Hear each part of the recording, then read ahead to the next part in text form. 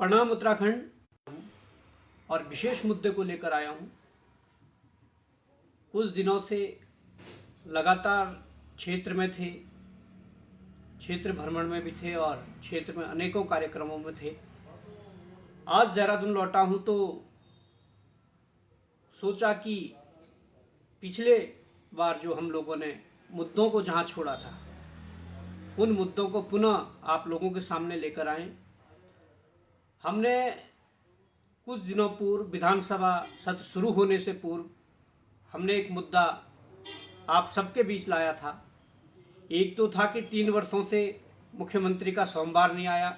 दूसरा था कि दल बदल कानून के तहत जो एक खानपुर विधायक पर कार्रवाई होनी थी, उसको लेकर हमने अपने स्तर से विपक्ष के कानों तक बात पहुंचाने की कोशिश की थी। जो विधानसभा अध्यक्ष हैं, उनके कानों तक अपनी बात पहुंचाने की कोशिश की थी कि इस विधानसभा सत्र में उस पर कुछ हो, क्योंकि लगातार जिस प्रकार से संवैधानिक संस्थाओं पर जो विश्वास है आम जनता का, वो कम होते जा रहा है। उसका सबसे बड़ा कारण यही है कि संवैधानिक संस्थाएं सही को सही और गलत को गलत ठहराने में बहुत देर लगा रही है। या ये समझो कि सही को सही और गलत को गलत नहीं बोल पा रही है। मैं लगातार क्षेत्र में भी था, चकराता वाले क्षेत्र में था, धनोल्टी वाले क्षेत्र में था, पुरोला वाले क्षेत्र में था। तो तमाम लोगों से वार्ता भी हुई। उस लाइव के बाद तमाम लोगों के फ़ोन कॉल आए और कई लोग मिले। उन्होंने कहा कि दल बदल कानून के तहत जब पूर्व में पुरोला के विधायक राजकुमार जी पर जो कार्रवाई हुई थी, पूर्व में धनोल्टी के विधायक प्रीतम पंवार जी पर कार्रवाई हुई थी, इसी प्रकार भीमताल के विधायक राम सिंह कैड़ा जी पर दल बदल कानून के तहत कार्रवाई हुई थी। उसी दल बदल कानून के तहत खानपुर विधायक उमेश कुमार जी पर कार्रवाई होनी थी, परंतु ना जाने जो विधानसभा अध्यक्ष जी हैं, उनकी क्या मजबूरी है कि वो कार्रवाई करने से बच रही हैं, वो कार्रवाई करने से डर रही हैं। क्या ऐसे कारण हो सकते हैं? ये तो समय आने के बाद सब पता चलेगा, सारे खुलासे होंगे, सारी चीज़ें सामने आएंगी। परंतु जो मित्र विपक्ष की भूमिका में आज कांग्रेस दिख रही है, अगर पुरोला के पूर्व विधायक राजकुमार जी पर दल बदल कानून के तहत कार्रवाई करने के संबंध में बात करूं, तो चकराता के विधायक श्री प्रीतम सिंह जी ने ये बात उठाई थी कि पूर्व विधायक जो हैं पुरोला राजकुमार जी पर दल बदल कानून के तहत कार्रवाई होनी चाहिए। और इतना ही नहीं, तब वो विधानसभा अध्यक्ष के घर गए उस दौरान और उनसे आग्रह किया कि दल बदल कानून के तहत राजकुमार जी जो पूर्व विधायक पुरोला है, उन पर कार्रवाई होनी चाहिए।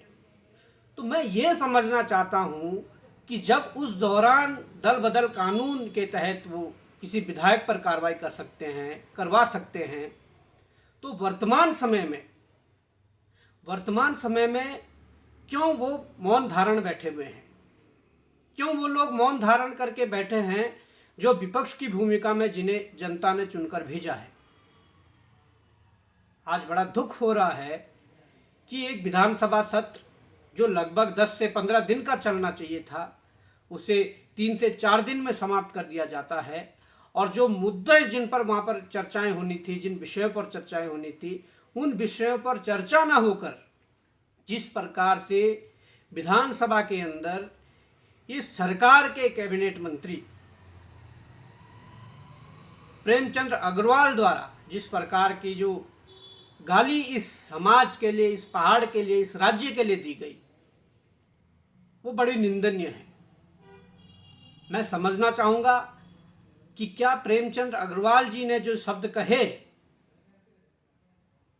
क्या उनके विरोध करने के लिए विपक्ष से मात्र और मात्र एक विधायक खड़े होकर वो विरोध करते हैं, जो वर्तमान समय में बद्रीनाथ से जीत कर आए और मुझे लगता है कि उनका पहला ही विधानसभा सत्र है। वो जब इस बात का विरोध करते हैं तो हम उसका स्वागत करते हैं, परंतु कांग्रेस के अन्य विधायक क्यों उनके समर्थन में खड़े नहीं उठते हैं, क्यों उनके बात का समर्थन नहीं करते हैं।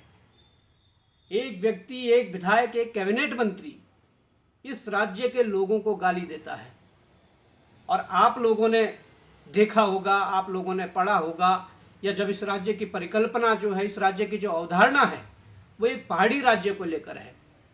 भले इसमें हमारे तराई के कुछ क्षेत्र जुड़े हुए हैं, परंतु उत्तराखंड यदि जाना जाता है तो पहाड़ी राज्य को लेकर जाना जाता है, एक पहाड़ी राज्य के रूप में जाना जाता है। और आज उस उत्तराखंड के अंदर आप कह रहे हैं कि ये पहाड़ी मैदानी हो गया, ये पहाड़ियों का राज्य है, क्या है। तो प्रेमचंद अग्रवाल जी, आपको बताना चाहूँगा, इस राज्य की अवधारणा भी पहाड़ी राज्य थी, और इस राज्य को पूरे देश भर में पहाड़ी राज्य के रूप में देखा जाता है। इस बात को आपको समझना चाहिए, इस बात को कान खोलकर सुनना चाहिए।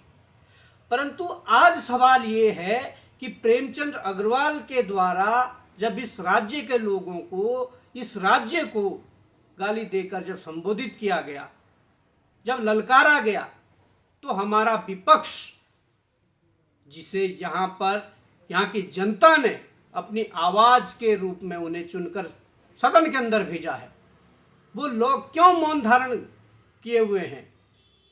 क्या उन लोगों के मुंह में दही जम गई है? क्या प्रेमचंद से इतना लगाव है, या प्रेमचंद अग्रवाल से इतना डर है? एक व्यक्ति खुले तौर पर इस राज्य की जनता को ललकार रहा है, और उसके विरोध में बोलने के लिए कोई तैयार नहीं है। एक विधायक जो बद्रीनाथ साहब थे, उन्होंने हिम्मत की, और उनके लिए जिस प्रकार का विधानसभा अध्यक्ष जी का जो उसके लिए जो रवैया था, तो कहीं ना कहीं मुझे लगता है कि जिस प्रकार से आप उन्हें डांट फटकार लगा रही थी, तो निश्चित तौर पर डांट फटकार तब लगनी चाहिए थी जब प्रेमचंद अग्रवाल ने यहाँ के लोगों को ललकारा, यहाँ के लोगों को गाली दी थी।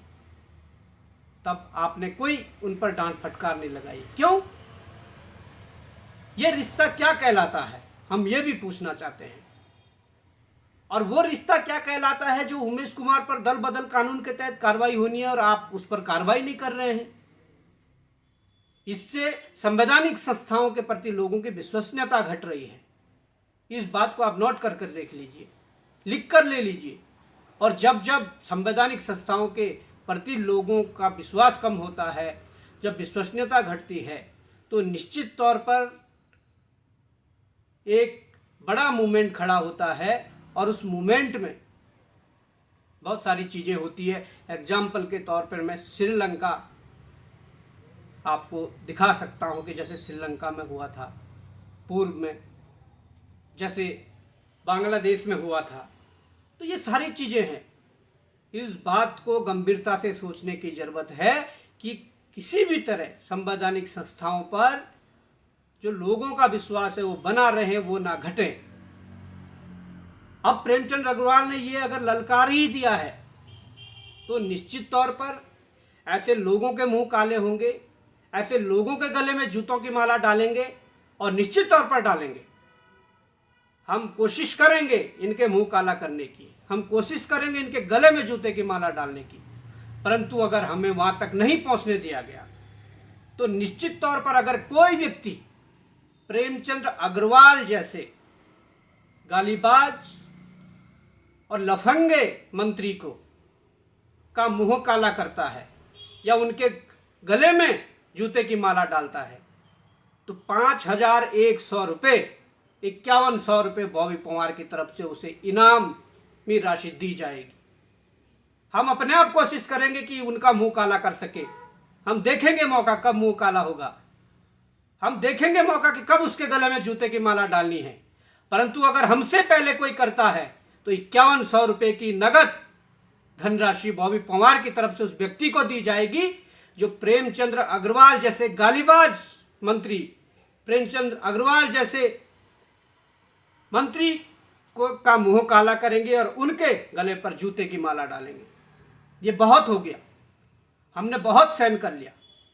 आप इसका गलत फायदा ना उठाइए कि पहाड़ के लोग स्वाभिमानी होते हैं। आप इसका गलत फायदा ना उठाइए कि यहाँ के लोग सीधे होते हैं, सरल होते हैं। अगर यहाँ के लोग सीधे और सरल होते हैं तो निश्चित तौर पर यह भी मानिए कि यहाँ के लोगों के अंदर वो खून है जो लगातार सैकड़ों की तादाद में इस देश के बॉर्डरों पर रक्षा करते हुए बहाया जाता है।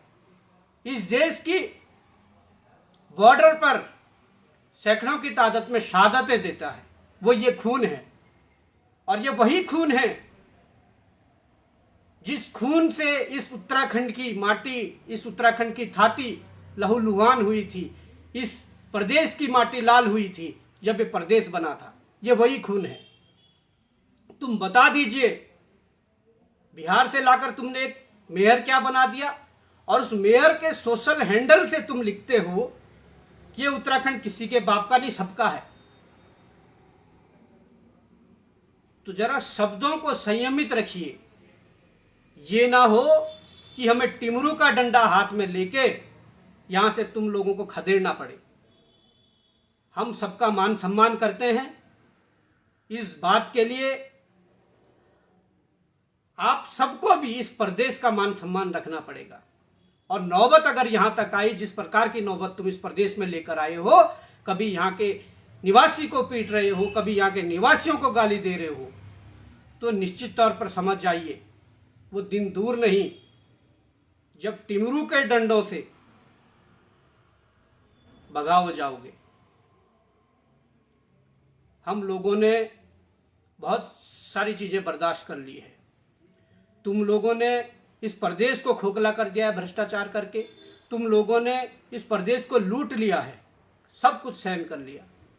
पर अगर जब स्वाभिमान पर अब चोट लगी, स्वाभिमान पर जब आंच आएगी, तो निश्चित तौर पर आप लोगों को बख्शा नहीं जाएगा।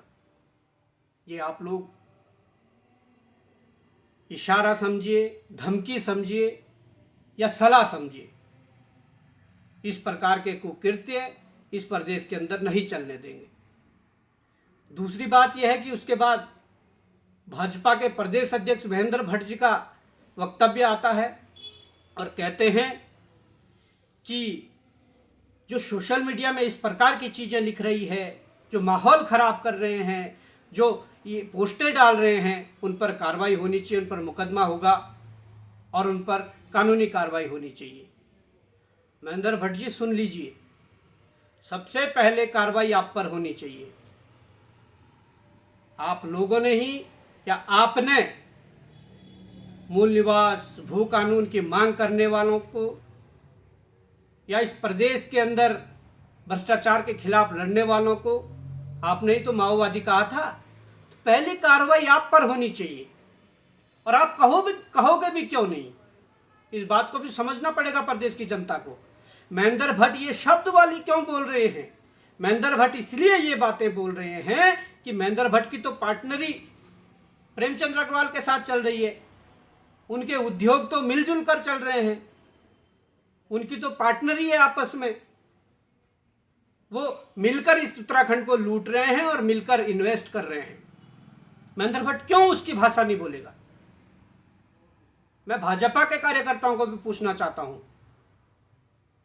क्या वो महेंद्र भट्ट जिसे आपने चुनकर भेजा था, विधायक बनाया था, उसके बाद आज उत्तराखंड सरकार ने उन्हें राज्यसभा भेजा है, तो क्या आप लोगों के बच्चों के भी कहीं इस प्रकार से महेंद्र भट्ट ने इन्वेस्ट किया है किसी उद्योग में, किसी काम धंधे में? पर आप देख लीजिए, महेंद्र भट्ट को इसलिए दर्द हो रहा है कि महेंद्र भट्ट और प्रेमचंद्र अग्रवाल आपसी पार्टनर हैं, वो मिलकर काम धंधा कर रहे हैं। और ये बात किसी से छुपी नहीं है। आप लोगों ने मिलकर अभी कुछ समय पूर्व ऋषिकेश के एक स्थान पर कुछ जंगलों को काट लिया था, वहां हरे पेड़ काट लिए थे, वहां पर जो कुछ वन की भूमि थी उसको कब्जा लिया था, वहां पर रिजॉर्ट बनाने के लिए। तो ये पार्टनरी आप लोगों की चल रही है, इसमें इस प्रदेश के लोगों को ना घसीटें। जो भी चीजें हैं वो तो कल के दिन सामने आनी है। परंतु मैं ये कहना चाहता हूं कि इस विधानसभा सत्र 3 दिन 4 दिन जो चला, उसमें ना तो दल बदल कानून पर बात की गई, जिस दल बदल कानून के तहत खानपुर के विधायक पर कार्रवाई होनी चाहिए थी, ना उस पर कार्रवाई करी। और अगर वो सही है तो उस फैसले को रोका क्यों गया है? मैं विधानसभा अध्यक्ष जी से पूछना चाहता हूं। अगर उन पर दल बदल कानून के तहत वो कानून लागू नहीं होता है तो आप अपनी रिपोर्ट सार्वजनिक करिए और कहिए कि दल बदल कानून के तहत कोई कार्रवाई नहीं होनी है, इसलिए इस फाइल को क्लोज किया जाता है। पर आपने तो 2-2.5 साल से इस फाइल को दबाए रखा है, इसका जवाब कौन देगा?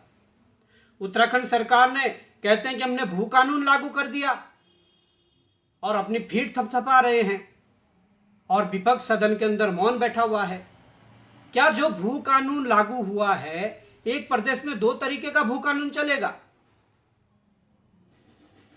क्या उस भू कानून में जो कमियां हैं, जो लो फॉल्स हैं, क्या उसके लिए विपक्ष ने आवाज उठाई?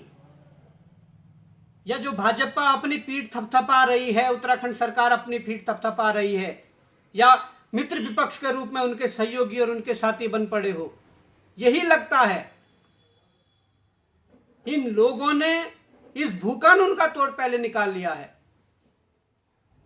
इन लोगों ने देखा होगा कि कितने ग्रामीण क्षेत्रों में भी कई जगह नगर पंचायतें, नगर पालिकाएं, नगर निगम गठित किए हैं, सिर्फ इसलिए कि अगर भू कानून भी लागू होगा तो उन भूमियों को बेचा जा सके जो इनकी जरूरतें हैं, जहां इन्हें भूमि मिल सकती है। ऐसे स्थानों को इन्होंने इसलिए निगमों में और नगर पंचायतों में और नगर पालिकाओं में शामिल किया। और आप कहते हैं कि भू कानून लग गया। किस प्रकार का भू कानून है, इसका स्पष्टीकरण हम चाहते हैं। क्या उत्तरकाशी के चिन्यालीसौड़ में कोई व्यक्ति जमीन नहीं खरीद सकता है? क्या मेन उत्तरकाशी में जमीन नहीं खरीद सकता है? क्या उत्तरकाशी के बड़कोट में जमीन नहीं खरीद सकता है? क्या पिथौरागढ़ के मुनस्यारी में जमीन नहीं खरीद सकता है? क्या पिथौरागढ़ के डीडीहाट में जमीन नहीं खरीद सकता है? क्या रुद्रप्रयाग में जमीन नहीं खरीद सकता है? तमाम ऐसे नगर पंचायत, नगर निगम, नगर पालिका क्षेत्र जो इस दायरे में आते हैं, वहां तो खुल्लम खुला जमीन खरीदी जा सकती है। तो ये किस प्रकार का भू कानून है? तुम अपनी पीठ थपथपा रहे हो। और जिस बात को विपक्ष ने दमखम के साथ विधानसभा के अंदर उठाना चाहिए था, उस पर विपक्ष इसलिए मौन साधे हुए हैं क्योंकि उन्हें मित्र विपक्ष की भूमिका निभानी है। इस प्रकार से प्रदेश नहीं चलने वाला। मित्र विपक्ष हमें नहीं चाहिए। और ये तानाशाही जो चल रही है, पहले गाली दो, फिर यहां के लोगों को डराओ कि मुकदमे हो जाएंगे, जेल हो जाएगी। अरे कितनी जगह है तुम्हारे जेलों में? बताइए, कितनी जगह है जेलों में? हम लिखना शुरू कर रहे हैं, हम बोलना शुरू कर रहे हैं। कल हमारे हजारों साथी लिखना शुरू करेंगे, कल हमारे हजारों साथी बोलना शुरू करेंगे और उसकी तादाद लाखों में जाएगी। है तुम्हारे पास इतने लोगों के लिए जेल? तुम्हारे जेलों में इतने लोगों के लिए जगह है? तुम ये बताइए। इस प्रदेश का खाके, यहां का नमक खाके तुम इस प्रदेश को ही गाली दे दोगे? इस प्रदेश के लोगों को गाली दोगे? यहां की शांतवादियों जो है, इन शांतवादियों में रहकर यहां के लोगों का जो जीवन यापन हो रहा है, वो निश्चित तौर पर उनका लगाव इस प्रदेश से है। वो निश्चित तौर पर इस प्रदेश की संस्कृति है, इस प्रदेश की सभ्यता है, और आप उसको ललकारने की हिमाकत कर रहे हैं। मैं कहना चाहूंगा कि ये बहुत बड़ी भूल हो गई है कि विधानसभा अध्यक्ष ने इस सत्र में भी दल बदल कानून के तहत कोई कार्रवाई भी खानपुर के विधायक उमेश कुमार पर नहीं की, और उसके बाद एक कैबिनेट मंत्री जो खुलेआम गाली गलौज करता है, उस पर कोई एक्शन नहीं लिया गया। और उसके बाद जिस प्रकार से कार्रवाई होनी चाहिए थी वो तो हुई नहीं, परंतु एक विधायक जिसने हिम्मत की, थोड़ा जिसने हौसला जुटाया कि हमारे लोगों को ललकारा जा रहा है, उस पर बोला जाए, उस पर आप टूट पड़ी। उनके लिए आप के मुखार बिंदु से ऐसे शब्द निकलते हैं कि जैसा कोई, आपने कहा कि ये कोई राजनीतिक अड्डा नहीं है। अगर इस प्रदेश का सदन, यहाँ का विधानसभा राजनीतिक अड्डा नहीं है तो क्या है राजनीतिक अड्डा? आप ये बता दीजिए। अगर विधानसभा सत्र में बात नहीं रख पाओगे तो कहाँ रखें? आप ये बताइए। इस प्रदेश को ललकारने वालों के लिए विधानसभा में जवाब नहीं देंगे तो कहाँ देंगे? आप ये बताइए। और उसके बाद जब विकासनगर के विधायक श्री मुन्ना सिंह चौहान जी पूर्व में कुछ आरक्षण पर गैरसैंण की विधानसभा में बोलते हैं तो उनके खिलाफ मोर्चा खोल दिया जाता है, उनसे माफी मंगवाई जाती है, पहले लिखित रूप में, फिर वो वीडियो बनाते कि हम खेद प्रकट करते हैं, जैसा आज प्रेमचंद अग्रवाल जी कह रहे हैं कि हम खेद प्रकट करते हैं। परंतु वो बात उनको रास नहीं आती है कि आप खेद क्यों लिख रहे हैं, आप माफी लिखिए। फिर दोबारा वीडियो बनाई जाती है कि खेद नहीं, माफी हम चाहते हैं अगर किसी को बुरा लगे। फिर पिछली विधानसभा, गैरसैंण विधानसभा को छोड़ दिया जाए तो वर्तमान विधानसभा सत्र में सौरभ बहुगुणा जो कैबिनेट मंत्री हैं वो लिखते हैं कि बंगाली जो समुदाय है उनको बहुत ठेस पहुंची है। मतलब उत्तराखंडियों को गाली दो, उत्तराखंड को गाली दो, यहाँ के समाज को गाली दो, यहाँ के पहाड़ को गाली दो, उस बात से कोई ठेस नहीं पहुंचती है। उसके लिए किसी विधायक, किसी मंत्री का लेटर नहीं निकलता है। पर मुन्ना सिंह चौहान ने आरक्षण पर क्या बोल दिया कि अगर उत्तराखंड में कोई है तो यहाँ के स्थानीय लोगों को आरक्षण मिलना चाहिए, तो उस पर तुम खेद प्रकट करवा रहे हो, कैबिनेट मंत्रियों से चिट्ठी लिखवा रहे हो। ये कौन सा कानून है? ये क्या हुआ? इसलिए हम कहना चाहते हैं कि आप लोगों ने जो ये बीज बोए हैं, निश्चित तौर पर ये तुम्हारे ताबूत में आखिरी कीलें होंगी और ठोकी जाएंगी। और हमने कहा है कि ऐसे गालीबाजों को, ऐसे लफंगों को उनका मुंह काला करके, उनके गले में जूतों का हार पहना करके सम्मानित किया जाएगा। और अगर हम इस काम करने से चूके तो निश्चित तौर पर ऐसे लोग तैयार किए जाएंगे और जो व्यक्ति इस काम को करेगा 5,100 रुपये हमारी ओर से इनाम राशि है और ये सहयोग राशि और लोगों की तरफ से भी बढ़ेंगी और निश्चित तौर पर बढ़ेंगी। क्योंकि अब समय, अगर कानून का उल्लंघन ये करते हैं, अगर कानून को हाथ में ये लेते हैं तो कानून सब पर बराबर हमने सुना है कि लागू होता है, तो हम भी उस भाषा में जवाब देंगे जिस भाषा में ये समझेंगे। आज वास्तव में ये लड़ाई उत्तराखंड के स्वाभिमान की हो चुकी है, उत्तराखंड के मान सम्मान की हो चुकी है। इस लड़ाई को लड़ा जाएगा। इस लड़ाई में हम अपने कदम पीछे नहीं हटाने वाले। और निश्चित तौर पर जिस प्रकार से इन्होंने यूसीसी कानून लाकर यहाँ पर यूसीसी को थोपा है, पूरे प्रदेश भर में जा जाकर यूसीसी का विरोध होगा।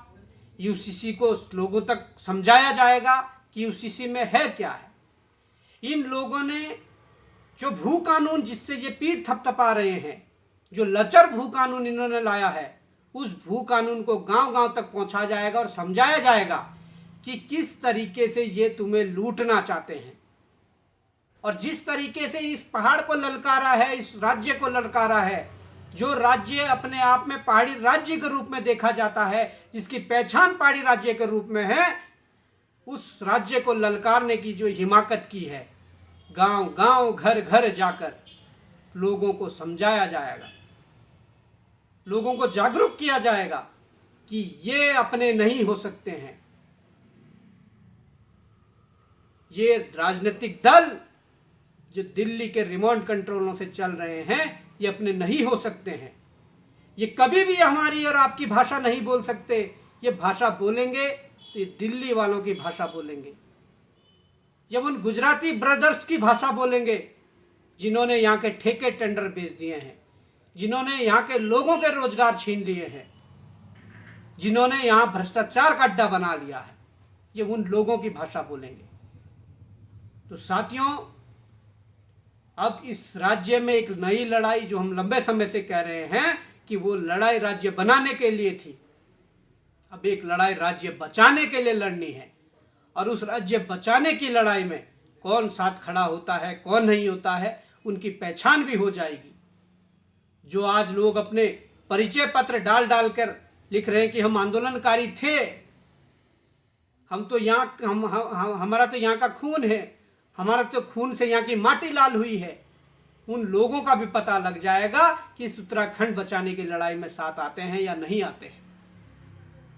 साथियों, इस लड़ाई को लड़ा जाएगा, इस लड़ाई को प्रदेश व्यापी आंदोलन बनाया जाएगा और इस प्रदेश व्यापी आंदोलन बनाकर कहीं ना कहीं इस राज्य